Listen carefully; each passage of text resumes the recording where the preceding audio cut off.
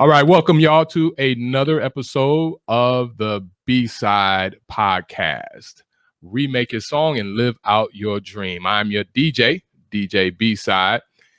And before I introduce my next guest, I want to remind all of you to make sure you subscribe to my channel for more videos and also hit the like button if you like what you see or hear. Even if you don't, just hit the like button anyway. But without further ado, I want to go ahead and introduce my next guest, my man, Cedric Pierce. How's it going, brother? Excellent. Absolutely, man. And thank you for being on my show. How I met Cedric is I actually met Cedric from one of my previous guests from one of my previous episodes, Wes Aberhart. And I wanted to bring this brother on because he also has a story around redemption. I had an opportunity to talk to this brother and hear about his story of redemption. And we're going to kind of go into that. So, Cedric, man, tell us why you're here, brother. I'm here today. Tell my story a little bit about myself, about redemption. I grew up in East Palo Alto. That's a small city in the Bay Area. And like a lot of people from that community, I got into selling drugs and hustling. And of course, with that came the judicial system. I've been to juvenile. I've been to the camps. I've been to YA, been to the county jail. Eventually, I went to prison. My first prison term was for a bank robbery. That carried multiple strikes before the strike law went into effect. So when I caught my last case, which was a robbery, and I ended up being sentenced to 40 years to life. I did 23 years on that 40 years to life, and recently I was released. Fortunately, Governor Newsom commuted my sentence, so I'm actually out 11 years early based on my programming that I was able to turn my life around in prison. So that's why I'm here today. So can you tell me a little bit about, how you started that path of that lifestyle? Absolutely. As I say, I grew up in an environment where you built your reputation on hustling, who had the most money. Money was the central to everything. It got you your reputation, it got you the cars, it got you the girls.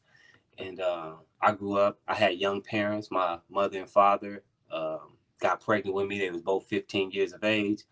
By 16, I was born.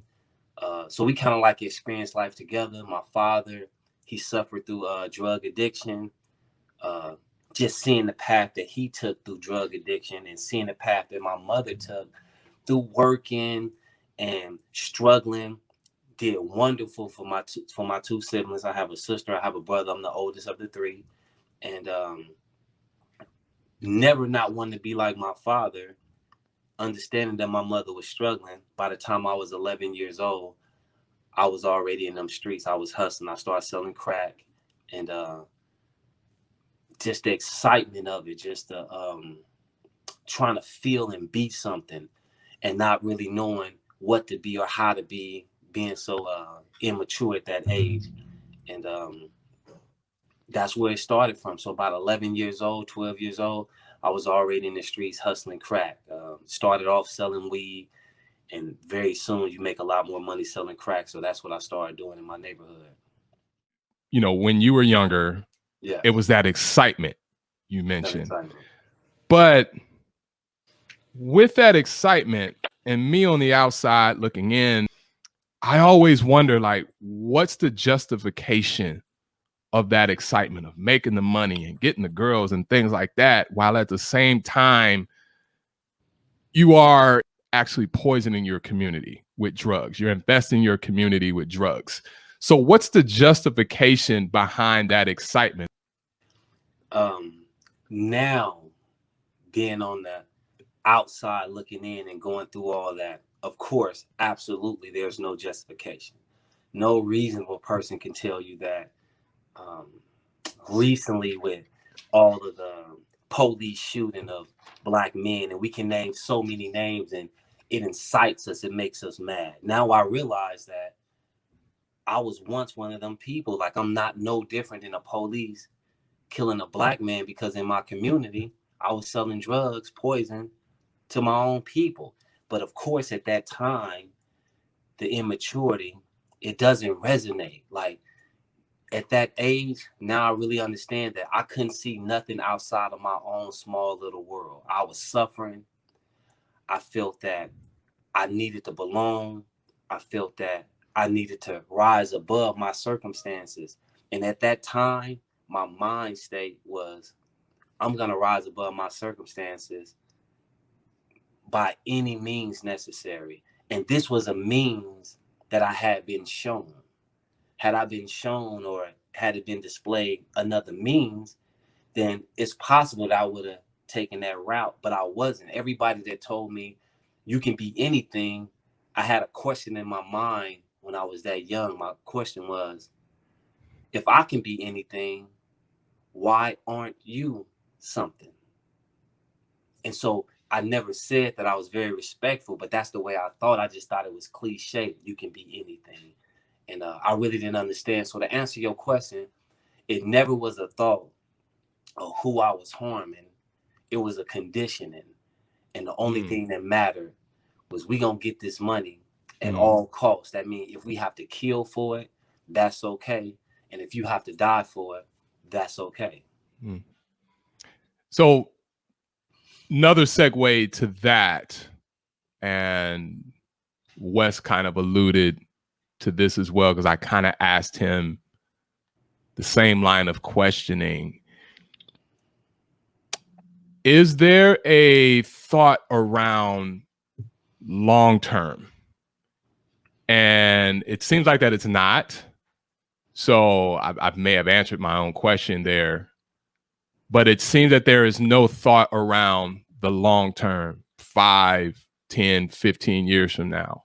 There seems to not be much thought around the risk factor of what this lifestyle would look like for me 5, 10, 15 years from now. It seems to be, as Wes had put it, a lack of foresight. Can you speak on that in terms of that lifestyle? Absolutely. It is most definitely a lack of foresight. Is, as I mentioned earlier, it's a conditioning. The first person that I saw murdered, I was 14 years old. He was 16 years old. So with that condition, that was just the first person. After that, I began to see a lot of my peers, and we're teenagers, losing their lives. And so it's not about 5, 10 years from now. It's really about today, just living for today. Even to get money and to have, especially at that age, even in these times, it still was a considerable amount of money to live it up for today. Like, no foresight into structure, security. What about a house? What about having something to really transition? If you was living that lifestyle, what about tomorrow, or transition into something else? Completely blank, no thought whatsoever. If I had $7,000-8,000 and I'd have made that in 4 or 5 days, I could literally see a car I want and spend it all on one car. Anything I wanted, I would buy it right then and there and tell myself, I can make it back. I can make it back. And you see so many examples. As I said, many of my peers didn't live long. To not really understand that that same lifestyle could put me in that same position, but to be completely oblivious to it, to just not care, to be numb. And so this is when the substance abuse come involved. A lot of my friends, childhood friends, they began to get on substances. I was fortunate that I didn't get on substances, but to numb my pain, so to speak, I used to drink alcohol then at a very young age. And when you mix not having a future, and you mix alcohol, and you mix immaturity, you subject yourself to anything. So to answer that question, there's no thought for the future, because you really don't see a future. Like, what am I going to be? No one in my community, no one that I know is really something. Like, why me? Why? How can I rise above? So you mentioned a word that's I'm hearing more and more from you that I hear that's common. That's that word conditioning. And my first thought is always, who are your role models? It sounds like that wasn't present with your mom and dad so much. It doesn't sound like. Did you have any role models, any positive role models, say like in school or something like that? I've never had a positive role model. It's not to say that they did not exist. It's just that I didn't resonate with them. When people say there is no positive role models in the community, in my experience, that's not true. There are many positive role models in the community. You had police officers, I had teachers, I had principals, bus drivers, and so on and so on. These are people that I knew, but I didn't resonate with them. They all seemed to be authority figures. So the role models that I identified with, they were people that was in these streets. These are things that I could become. I'll never forget, I had a older friend. He died at 24 years old, but I just never forget. I remember the actual day that I told myself I was all in. His name was Michael Washington. And I saw him pull up in like a canary yellow Cougar on gold Zenas and Vols, drop top, and just the whole atmosphere that he created. I was like, that's me. That's what I'm going to be. And I was committed. And it took me probably maybe like 90 days. In the street life, things move very fast, like very fast. So within 90 days, I was linked up with him, and I just felt like I was on top of the world. And that was going to be my life. You kind of like get the mentality of we're all going to die, so it really doesn't matter. Just live for today, and that's the only thing that matters. And that was my perspective. Of course, today is different. It's like, it's not that we're going to die. It's like, how are you going to live? Like, what legacy you going to leave behind? This is before having kids, before having a wife, before having any responsibility. And when you mention that word conditioning for me was simply that the first time I saw someone die, it affected me. It really affected me. By the 5, 6, 7th time you witness that, it's just like, that's just what it is. It's no nothing. It's no feeling behind it. It's just like, this the lifestyle. This is what it is. It can be me tomorrow, and it's not a big deal. So not having value, not having self-esteem, it gets us deeper and deeper and deeper into that lifestyle. So when you mentioned that you witness multiple people dying, then you also said eventually you kind of become numb to it. I think at the same time, it would affect everyone, or it would affect you, but it's very what's the word I'm looking for? It's more internal, and it's more like deep rooted. And because it's on a regular basis, on the outside, it becomes, okay, well, it is what it is. But then subconsciously, it does affect you. Therefore, come in that conditioning leads to certain decision making. You mentioned about having a mentality of one day at a time, not focusing on tomorrow. One of the things that I've heard, and I knew, some friends when, I was younger, that I kind of knew they were going in that direction. And, I went to school with them and stuff like that. And, obviously I kind of went one way, they went the other. But the thing that I heard from them during that time. I will always hear, if it's your time, it's your time. Absolutely. I had always heard that. Absolutely. And I mean, in a sense, in my opinion, yes. But then at the same time, putting things from a faith perspective, and I'm certainly not trying to sit here and have a sermon, we are given free will. And we're given free will to make those decisions that will decide if it will be our time or not. So again, it just comes down to that word that you're mentioning, conditioning. And it comes down to the choices that you make. It comes down to the perspective that you're going to have. But then at the same time, we have to consider those factors that we can't control, such as the situation with your parents. You couldn't control the fact that your parents had you at a young age. You could not control the fact that, you know, your dad went a certain path with drug addiction, and you couldn't control the fact that you lived in the environment that you lived in. So with all of that, you know, we have to factor those things in. But you know, it just comes down to choices. It comes down to the resources that are provided in these communities as well. Can you tell us or walk us through, like, what is a typical day in the life of someone just a hustler out in the street? Like, what does that look like?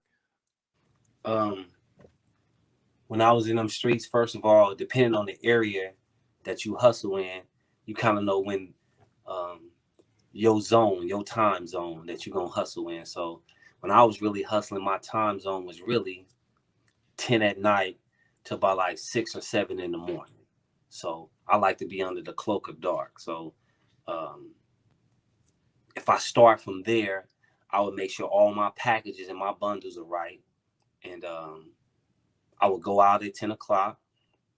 I would hustle all the way to 6 in the morning. If I felt I had too much money on me, every time I pick up a new bundle, the last money, I would drop it off. I make sure that my turf was a 10-minute walk from where I actually lived at. And I would just swap out all night, just make as much as I can make. About 6 in the morning, I go to McDonald's. It's the same meal. I'm going to have me a couple Egg McMuffins and an orange juice. I'm going to go home. I'm going to take off the clothes I had on. I'm going to wash them. I'm going to dry them. I'm going to hang them up. I'm going to go to sleep. I'm going to get up about 2, and I'm just going to see what's cracking. I'm going to go to the block. I'm not hustling right now. It's daytime.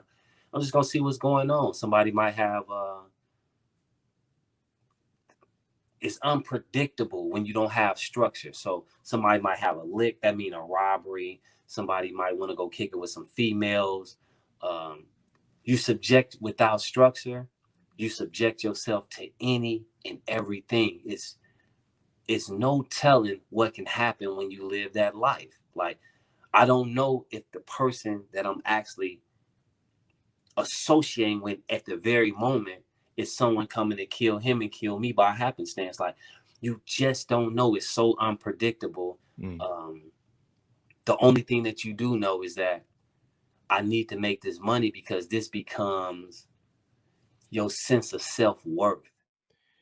You look at the day in the life of how you describe. One perspective, obviously, it's, you know, infesting the community with drugs and this and that. However, what I also see from another perspective is I see potential entrepreneur, maybe not so much in drugs, but the things that you described that you did in just a typical life. There's distribution. Yes. There's sales. Yes. There's you have work shifts. You have management. You have delegation of other workers working under you. The talent is already there. The acumen is already there. The experience is already there. But it's just using that perspective and turning that into something positive and back into your community. So I wanted to just, going back to that word, perspective. You talked about how you lived that life, committed certain crimes, things in that. Walk us through the story of you got arrested and you ended up in prison. So I commit a robbery. The robbery is not really for money. It's a lifestyle. I want to do the least amount of work for the most gain. That's the mentality. So that puts you in a position to do a lot of things that are very dangerous. And even what I see now today, and we'll get to that later, but it's like investing. The most riskiest investments pay the most dividends. So it was the same thing in a lifestyle. The most riskiest behavior, the behavior that you don't even think about, it's called fast money. And so I was arrested for this robbery, and I went through the whole system. I went through trial, and they gave me 40 years to life. I was 23 years old, being arrested. By the time I turned 24, I was already sentenced to life. Coming from where I had came from, you would think that you would have the light switch. You would be like, this is the life that allowed you to be where you at. But it didn't work that way. My perspective, I'm going to use that word. My perspective was that now that my life is over, I'm just going to double down. So when I went to prison, nothing changed. I've actually became worse when I first entered prison. So nothing had changed. I figured out a way how to smuggle in drugs, how to smuggle in and make weapons. If you want to buy it, I was the man that you can come to. Everything was still about, I need to make this money, because in my mind, that perspective was that somehow money could save me. Money could alleviate all my worries. I had built that up into my mind. So of course I said, if I have $10,000, I could hire a lawyer and he gonna get me out. But those are the stories that we tell ourselves. Like in this game, those are the stories that we tell ourselves. And I had made $10,000. I probably spent about $50,000-$60,000 just on lawyers in my time, and not one single dollar brought me closer to gaining my freedom. Not one single dollar. What happened was that after living that life, after smuggling in drugs, literally dying and having to be brought back to life from smuggling in drugs, that's when I decided to change my life. Tell us about that. Well, this particular day I was smuggling in some drugs. The Goon Squad, they came in. That's this special unit. I had always been under investigation. They chain you up. They put two jumpsuits on you, and they tell you that there is no way that you can beat us, so you might as well just give it to us. And that's a challenge in my community, in my mentality. When you challenge, you always try to live up to the challenge. So I had committed that day that before I give it up, I will ingest it. Hope not to die. I'm not suicidal, but I want to get away. Like, this is a challenge. This is a moment in my life. These are the things that in the past I looked at as successes. And it almost killed me. And they had to bring me back 3 times. I stayed in the hole for 11 days after that because they have to process you out. And I just began to think. I began to think about my entire life. And this is just recently. This is not that long. This is 2012. And that day, I told myself, when I get out the hole, I'm going to change my life. Because I began to realize that out of all the things that I had, money, females, all the things that a person could want materially wise, I've already had them. And it still didn't make me happy. Like, I wasn't happy. I wasn't content. It was still this void. And the void was, It's what you touched on earlier. You say you love these people in the community. We got the tattoos with the community. These are my dudes. But these are the same people that you poison. You put them in position to not be successful. I began to think I had a real close dude. He was very close to me. And I used to tell him, man, you got to get on point. You don't be working out, like you messing up. But while I was in the hole, I began to think that this was a person I was trying to tell to be strong. I'm telling you, my dude, be strong. But he used drugs. I sell drugs. I'm making him weak. It's a contradiction. How can I tell you to be strong when I'm the person that's making you weak, but also behind your weakness, I'm profiting? So when you telling me that your kid is not getting Christmas gifts and we in prison, I'm like, man, that's messed up. But my kids, they getting everything. So it's kind of like really, really seeing yourself as the predator. Like, these are all my dudes. And why am I the only one doing so well? That's because the people that you say you care about, you actually preying on them. You putting yourself in a position to take so much away from them. And I always, when I finally became a mentor, I always take it back to Harriet Tubman. I say Harriet Tubman was the type of person that she risked her life. She was free, like she free, but she risked her life to go back to a plantation to free hundreds of other people. But you see a drug dealer, a person like me, how I used to be, I'm the type of person that would sacrifice all those lives just so I can have a better life. And it makes it really put it in perspective to be like, you the worst type of person. I was the worst type of person for my community. So, and being that I was the worst is because of this. The people that I hurt the most, these are the same people that when I come through, I want them to show me the most love. It's so sadistic that I had all of them thoughts. It was the first time I was just by myself and really got to process my whole life. My mother had already passed on while I was in prison.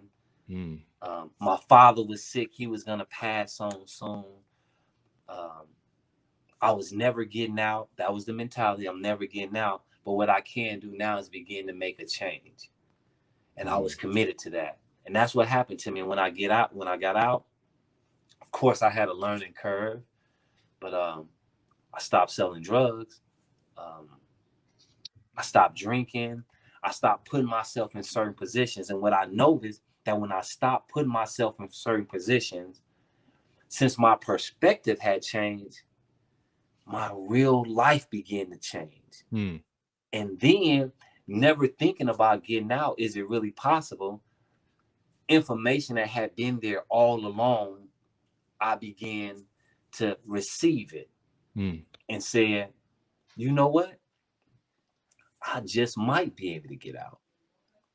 And that started my path. And that's why I'm here today, because I just personally believe that when you believe something and you truly believe it, and you know that you're a Christian, faith, the substance of things hoped for but not seen.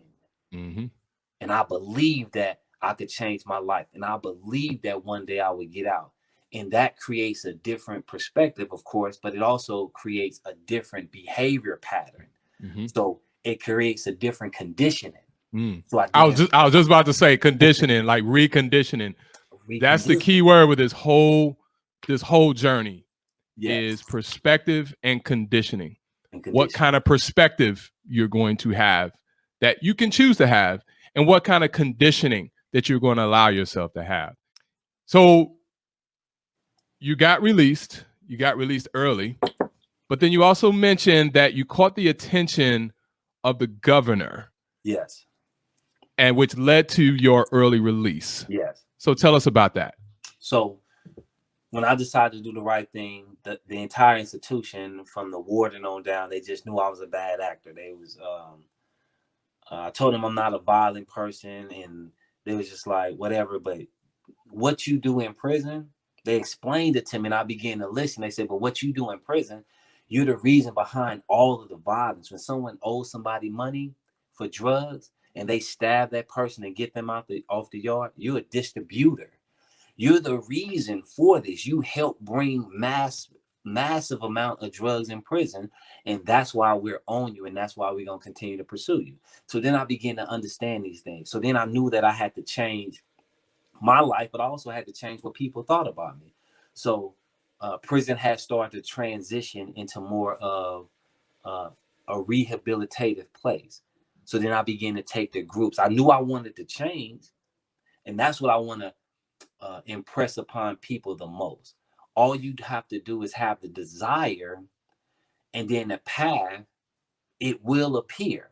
So I didn't know how I was going to change. I just knew I wanted to change. And then all of a sudden, I got sent to an institution that had all of these programs that I could pick from and recondition myself, really understand what it is to be productive, really understand what it is to be a good person, and then begin to work on myself. So I began to take groups. Once I took every single group, I became more involved. Then I became a facilitator of them same groups. Then I became a mentor for the youth. I never tell the youth, you want a Benz, you want a beautiful woman, wife, you want a big house. I never detour them from getting that. This is your one life, have at it. But it's the process that you go about it. We do not have to kill our people. We do not have to sell drugs to our people in order to get them little material things. Actually, when you start to be very productive and positive, you realize that the journey is more pleasurable than actually getting the material things. So I like that. I like that. And that's what I like that, because going back to your point about the fast money.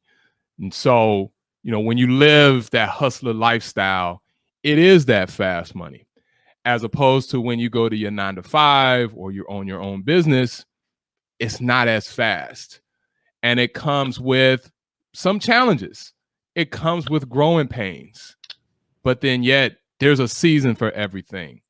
There's a season of going through challenges, of starting your business at a loss, or maybe even losing your business and getting a new one, or working your 9-to-5 job or whatever career and maybe losing your job, maybe getting passed over a promotion, maybe starting from the bottom of what the bottom looks like, but then working your way up. And it's that journey of working your way up. It's that journey of going through those trying seasons that is just so much more exhilarating, as opposed to that fast money to get that car that loses its value soon as you drive off of the lot, or buying those fancy clothes that'll go out of style and probably in less than a few months. But it's that journey of like, man, I started from here, but I worked my way up. It took a long time, but it was exhilarating of experiencing that journey. But then also, I was able to experience that journey without hurting my community. Exactly. In fact, I was able to bring up my community. Exactly. I was able to have a family and things like that. I was able to have my significant other to be by my side and just to kind of ride with me as I go through that journey. So I love when you mention that. It's that exhilaration of starting from the bottom, legit, and then just gradually, working your way up. Because you do have one life to live, but it's up to you on how long you want to live it. You know what I'm saying? You want to live a long life to, see your grandkids, great grandkids, or whatever dreams and desires that you have. If you have a dream and desire to travel, it's mind-boggling on how many people don't ever see outside of their neighborhood. It's mind-boggling. There are some people that it's one thing if you've never seen outside of the state that you live in, but it's another thing if you never go outside of your neighborhood. Yes. God created a whole entire planet for us to see. But living the lifestyle that, the hustler lifestyle it's so short term that you're really cutting yourself short. Yes, sir. You're cutting yourself short if you lose your life to that lifestyle in your early teens and the remaining of your life, man, and not be able to just see the whole world that God has to offer. You're doing the mentoring, you're involved in the different programs. Tell us how you got the attention of the governor, at which, resulted to your release. So just doing that, a lot of the COs that was once trying to get me, initially thought, well, what type of hustle or what type of game is this? Of course, right? But it was authentic. And I had a lot of influence on the yard. And when certain situations came up, I made myself available to be like, think about it like this or think about it like that. Because one of my key things that resonated with a lot of people is that I used to say this here is one commonality in prison that we all should have. And it should be our guiding principle. And if anybody disagree, then you let me know right now and you can excuse yourself because you're not on the same level as the rest of us. But the principle of anybody in prison is this. You want to go home, right?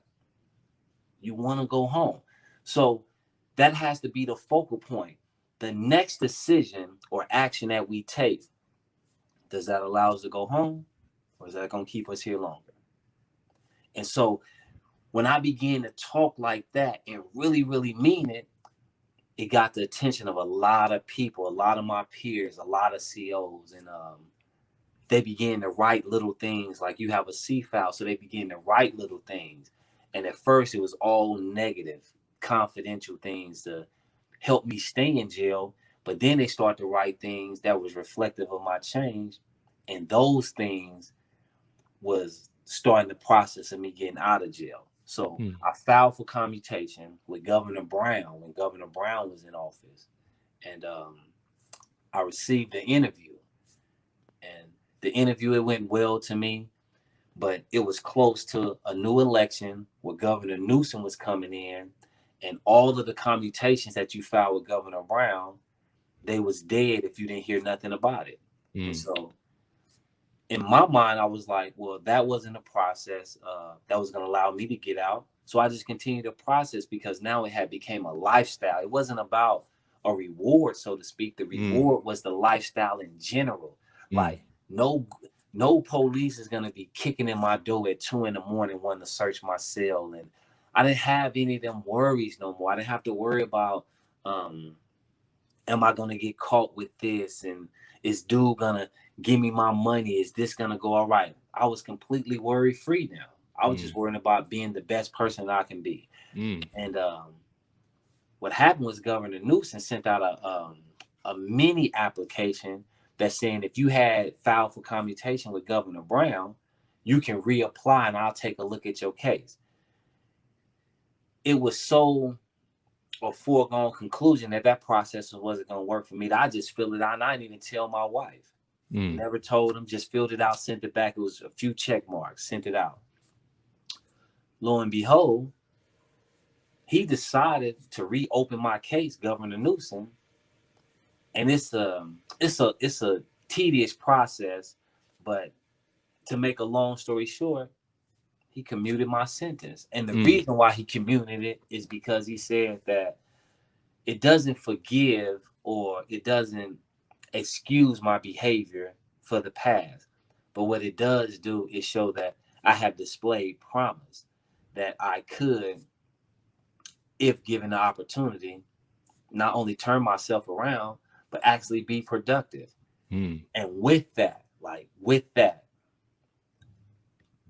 that's my principle today. So while I'm out here, this is why I'm here. Like I'm saying, my life has always been worth something. I just didn't know it. But now that I know it, I'm going to show that my life is worth something. I'm not going to let myself down, my family down. I'm not going to let the board down. I'm not going to let Governor Newsom down. They gave me an opportunity. And I 100% not only plan to live up to that opportunity, but to surpass it, I want to thrive in this opportunity. So like just this morning on my own dime, this is my family money. We put packages together where you get a toothpaste, soap, shampoo, conditioner, comb, towel, and we go pass that out to the shelter insecure. So this is my way of getting back. So that's the type of goals I began to set, saying that I was gonna feed 100 people on my own dime. So these are the type of goals I have now. Don't get me wrong, like I have a nice house, cars, but I have other goals because it's more than just material. It's nothing like that feeling of that person that did not eat last night and you feed them. It's a feeling. You don't know how many times I hear God got a special place for you. That change of perspective sounds like what has released you, because you said something that was key. When there was a transition from one governor to the other, it sounded like your chances of release was probably going to slim to none. Yes. But your attitude wasn't about, well, let me say this. Your attitude or your intention wasn't about, all right, I want to get out. Your intention was, I just want to be a better person. Absolutely. That right there is a change of perspective. Once you change on the inside, the change will come on the outside. Let's fast forward a little bit. Like, tell us about what you're doing now. As soon as I got released, I made sure, like, my first act that I did, of course, my family was there to pick me up. My wife throughout the entire process have been very supportive and there for me. I went to get something to eat, like just normal people. I went to get me something to eat, some good food. I seen like I say, I really connect with the shelter insecure. Went by there, took him some money. He was at the place that I was eating at, and that's how I want to start my life. I had my family, I had some good food, and I was able to go outside of my family and look out for somebody else. That's my principle. Like, that's how I'm trying to live my life. I went to a transitional home. It's mandated for the 6 months. So I went to the transitional home. It's for long-term offenders. Not everyone adjusts very well, because when you do a lot of time, that word again, you've been conditioned for certain things, and I don't think prison really prepare you for the real world, because everything is given to you. For example, simple things like people will take for granted, like they give you your tissue, they give you cleaning supplies, they tell you that chow time is going to be in 10 minutes, 5 minutes, 2 minutes, then they pop your door, and if you're still not ready, they wait for you. The real world not like that. It's fast, it's moving. If you're not ready for it, it'll pass you right by, and a lot of people are not adapting fast enough. I was fortunate throughout the groups that I've taken, the people I've talked to know that this how life was going to be on the streets. So I was ready for it, and a lot of people aren't. So in my transitional home, a lot of good people, but to get that motivation, you have to be motivated. Like the word I want to use now, and this is what I believe allowed me to get out, and this is what allowed me to get up every day. You have to have a purpose. Like, what is your purpose? What are you, like, if your life was to end today, how did you serve your purpose today? So I have a purpose in life. I want to be a contributor to life. I know that I did things that hurt people in the past. Now today I live my life like I'm going to do something good for someone today. And it's just all not monetary either. It's just like sometimes holding the door open for people. Sometimes it's just, how you doing? You look nice today. Sometimes it's just, what can I do to make somebody else's day? Because you never know how you affect other people. And to me, that's the long lasting thing. So I live my life with a purpose, just to be the best person I can be, to bring out the best in other people. And through that motivation, I was out for 37 days.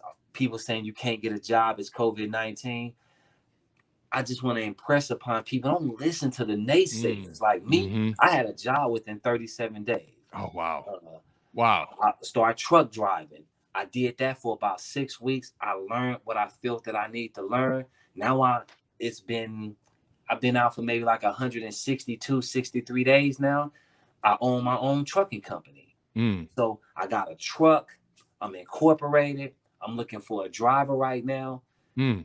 It's the same mentality, but a different perspective. It's that you're going to get caught. You're going to go to jail like when we was hustling. Now it's like, you can't do that. If it was that easy to own a company, why everybody not doing it? I guess everybody don't want it. Like, I don't know why. Like, all I know is what I'm going to do. So I'm going to do this, and I'm going to study and learn about my strengths and my weaknesses. And I'm going to figure out how I can put it together for myself personally. And that's all that I'm doing. So I got the trucking company going. I'm in school doing my CDL. So in the event that I have to drive my own truck, I'll be prepared for that.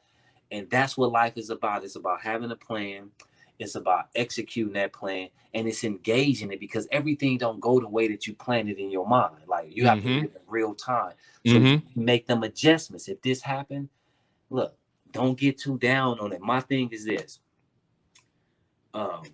I say this to everybody. Like, I got a few partners that's in jail. I say, look, man, this is how I live my life. My dog don't want to come to me. My wife leaving me. My kids won't talk to me. I just look for the positive. Like, damn, I'm free though. So I encourage everybody, look for that positive thing that you appreciate the most. And that positive thing, you connect that to your purpose by saying, I'm happy about this one thing. Now I can continue on with my purpose. So if anything negative happened in my life, I'm able to say, you know what? This is a part of life. People pass on. People have hard time. Relationships disintegrate. But guess what? I have to keep moving on. And that's how I live my life.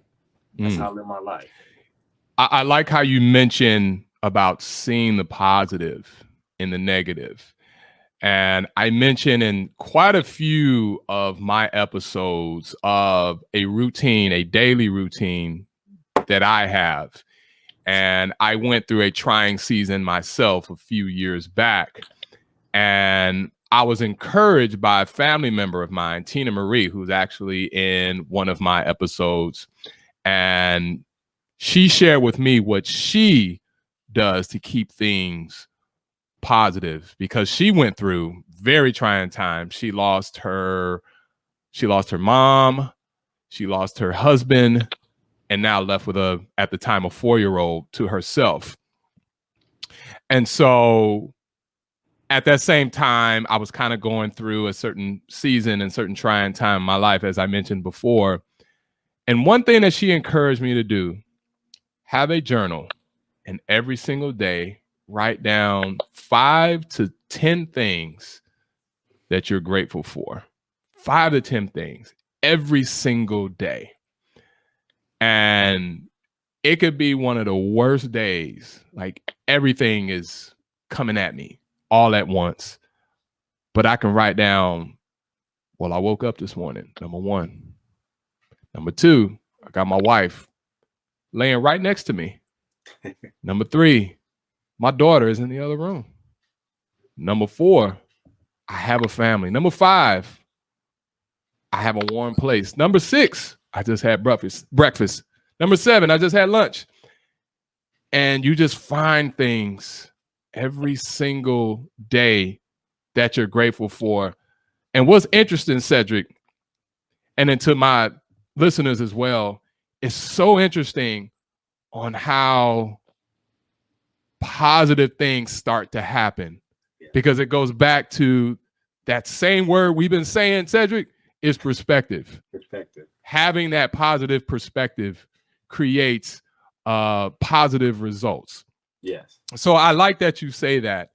And I encourage Continue to encourage you, Cedric, which it sounds like you doing. You got your own business and everything. And I'm gonna circle back on that. But I encourage my listeners as well that no matter what kind of season that you're in, no matter what you're going through, whether it's something that what I went through, what Cedric went through, anything, whatever that looks like to you, it's always important to look at the positive in anything and everything. And it's there. It's there. Man, I like that. I like that so much. I done lost my train of thought on the next thing I was gonna ask you, man. Seriously. Also, what I like, Cedric, is the fact that, you know, after you got out within 37 days, you got a job and you got your own business, and you said that you're looking for drivers and things like that. I really like that because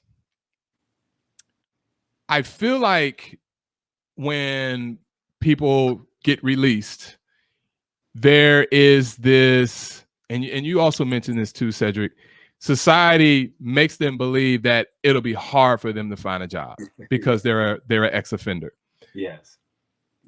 But you are a testament, Cedric, that there is opportunity out there. Yes. There is opportunity out there.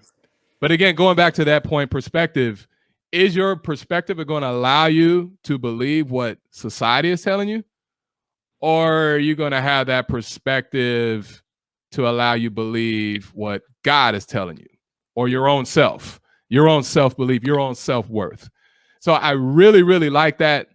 I really love the fact that how when you got released, you're a business owner and things like that, man. I really like that. You're definitely a testimony, brother. You also mentioned you have a wife. So tell me about the role that your wife has played. Pivotal. Like, my wife, and that's another thing I want to touch on. Like, I'm happy that you asked that question, because I'm not an island. Like, I'm not just this one individual that's capable of doing all of these things by myself. It's very important. Like, and I really, really want the youth to understand this.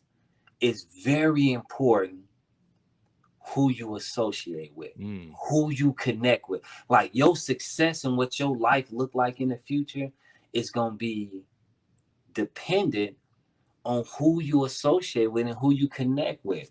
If you associate with 9 unproductive people, 9 times out of 10, you're going to be the 10th unproductive people. But if you associate with 9 productive people, that those ideas that they share with you, that energy, that information, it allows you to be successful. And that's what it is for my wife. My wife comes from a different world than myself. She showed me how to love. She showed me how to be respectful.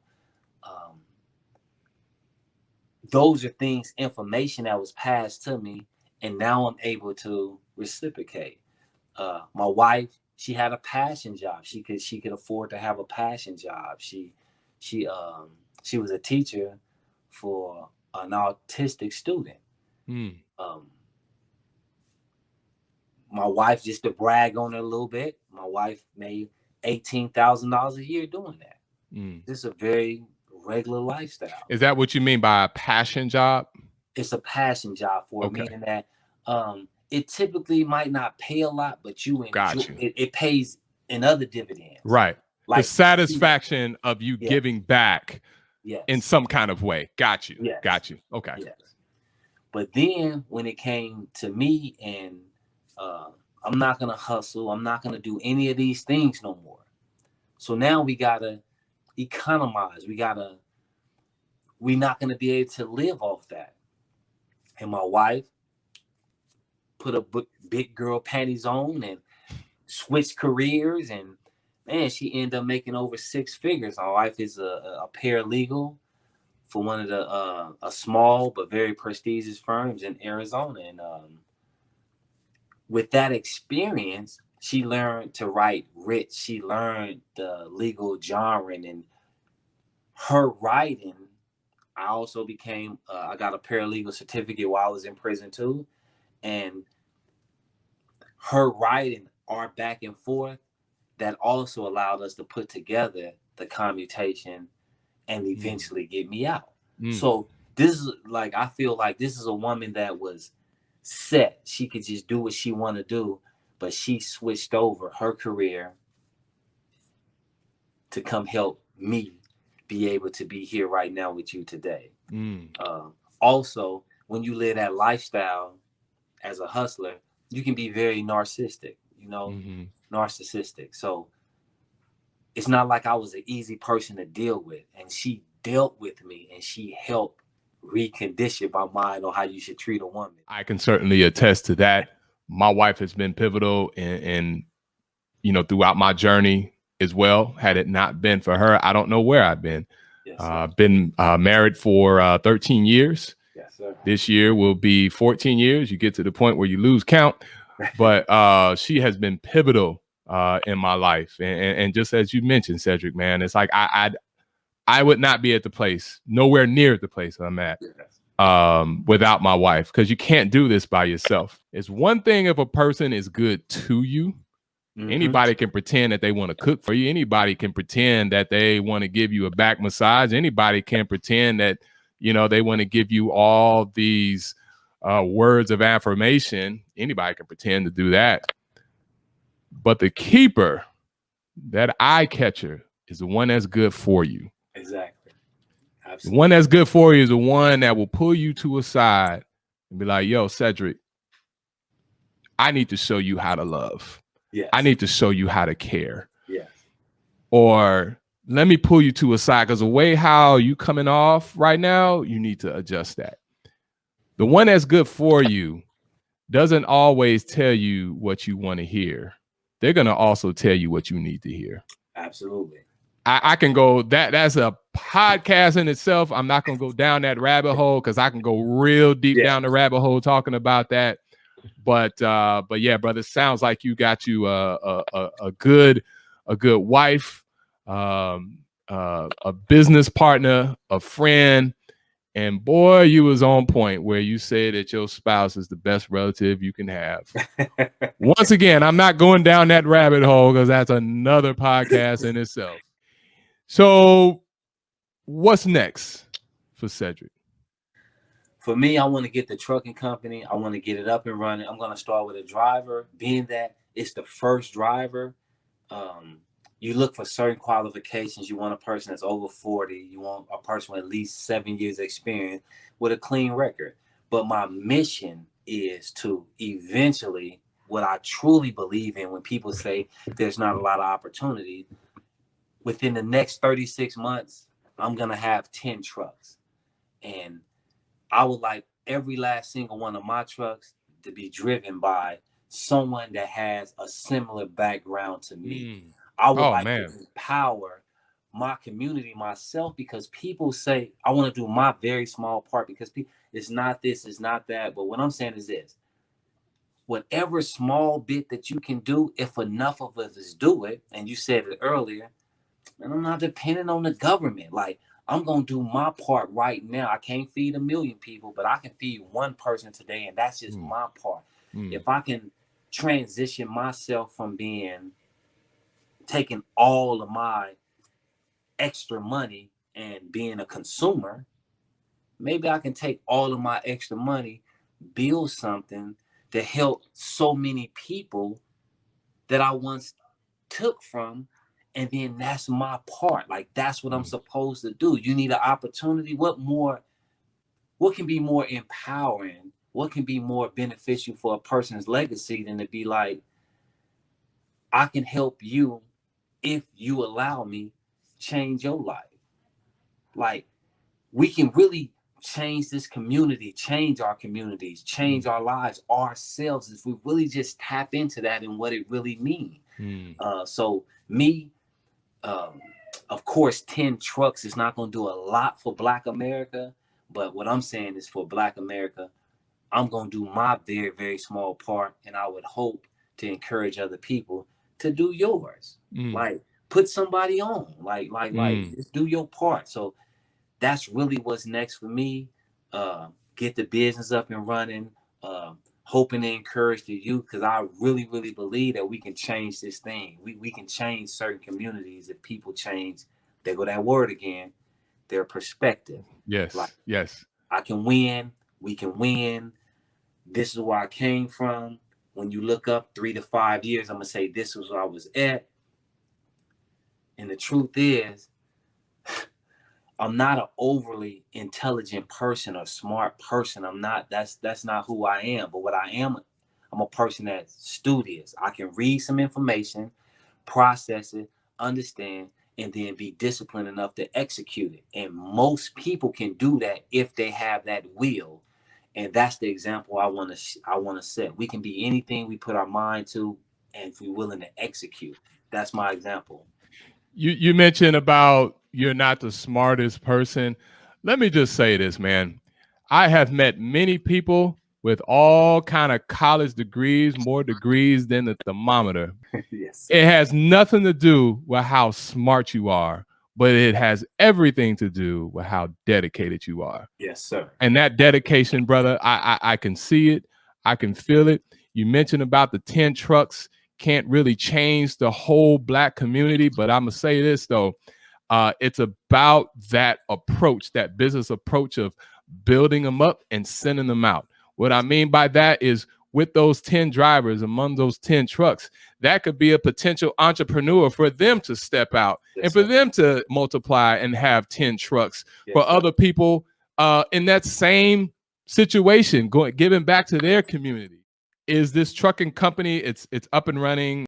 Yes, I have the truck. It's going through inspection right now. I pick it up this week, park it in the parking spot, so I got parking for it. But yes, I need a driver. I need to solidify my insurance, and I'll be ready to put it on the road to take hauls. It's the trucking company is Pierce Logistic Trucking. It's the very first thing that my wife and I are building for our legacy. This is our first thing to build for our legacy, with the mission of, like I said before, hiring people that kind of like typically would be possibly overlooked. Like we're gonna create something for us. So how can these potential drivers reach out to you? You can get at me through Pierce Logistics Trucking. That's my email. You also can email me at Cedric Pierce at yahoo.com. Those are two arenas that you can reach out to me. If I don't read the email, my wife read every last single one. And right now we're actually really, really looking for our first driver and screening driver. So if you're a truck driver, you got your CDLs, let's go. Let's get it. We can get it together. As you said, I like that you said that, to branch out. I'm not the type of person to try to hold somebody back. All of my learning experiences, I'm going to post it for free. I'm going to tell you all the information for free. You do not have to work for me. If you have your own desire to own your own company, we can get together on that. I help you do that too. Like, I'm just learning. I'm just trying to get back as much as I can. I would like to say, as far as like the incarceration situation, there are many, and this is one of my purposes in life, to just show society that given enough time, given a change of perspective, people that are incarcerated, they still have value. They still can come, they still can be, I get emotional when I say this, but they still can be. Take your time, brother. We can be productive if given an opportunity. There are many people that are incarcerated, people that I associate with, people that I call my friends. They have life without the possibility of parole, where you take all hope from them. But if you give a person a little hope and you give them some time to change, they can be just as productive, if not more, than myself. I just want society to consider that. We need to give people the opportunity of life We all make mistakes, some a lot worse than others. But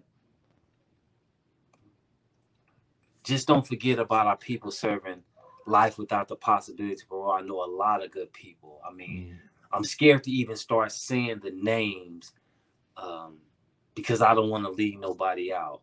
But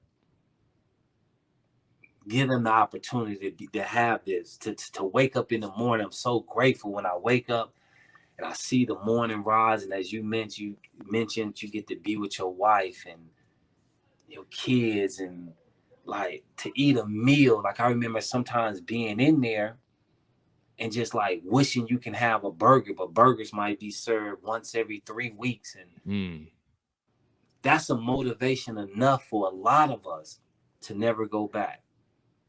But everybody who watching this, I would encourage you to follow me. I'm on Instagram too, Cedric Pierce 74.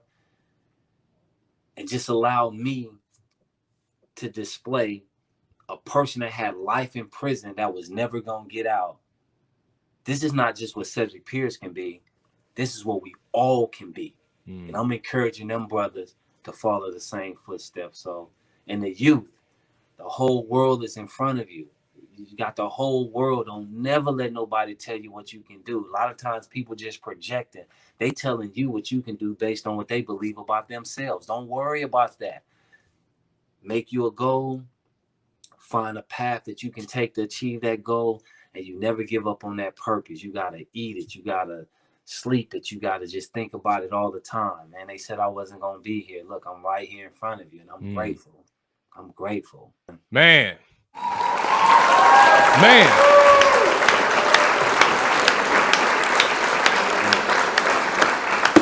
Yes, sir. Thank you, sir. Thank you. Before we end this show, please subscribe to this channel for more videos, to see such guests as Cedric and more.